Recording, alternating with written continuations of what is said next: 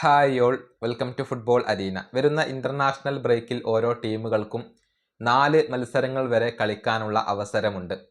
Latin American കരുത്തരായ Brazil 3 മത്സരങ്ങൾ തീരുമാനിച്ചിട്ടുണ്ട്. ഓസ്ട്രേലിയക്കെതിരെ അവരുടെ നാട്ടിൽ വെച്ചുകൊണ്ട് 2 സൗഹൃദ മത്സരങ്ങൾ കളിക്കുന്നു. പിന്നീട് ഇന്ത്യക്കെതിരെ ഇന്ത്യയിൽ വെച്ചുകൊണ്ട് അഥവാ കൊൽക്കത്തയിൽ വെച്ചുകൊണ്ട് ഒരു സൗഹൃദ മത്സരം ബ്രസീൽ കളിക്കുന്നു. അങ്ങനെ 3 മത്സരങ്ങൾ അവർ തീരുമാനിച്ചിട്ടുണ്ട്. 4ാമത്തെ ഒരു മത്സരത്തെ കൂടി ബ്രസീൽ പരിഗണിക്കുന്നു എന്ന ഒരു റിപ്പോർട്ടാണ് ഇപ്പോൾ പുറത്തേക്ക് വന്നിട്ടുള്ളത്. കേരള ബ്ലാസ്റ്റേഴ്സുമായി ബന്ധപ്പെട്ട അപ്ഡേറ്റുകൾ നൽകാറുള്ള IFT ന്യൂസ് മീഡിയയാണ് ഇക്കാര്യം റിപ്പോർട്ട് ചെയ്തിട്ടുള്ളത്. അതായത് ബ്രസീൽ ഇപ്പോൾ കേരളത്തിൽ കളിക്കുന്ന കാര്യം അഥവാ കൊച്ചിയിൽ കളിക്കുന്ന കാര്യം പരിഗണിക്കുന്നു എന്നാണ് IFT ന്യൂസ് മീഡിയ റിപ്പോർട്ട് ചെയ്തിട്ടുള്ളത്.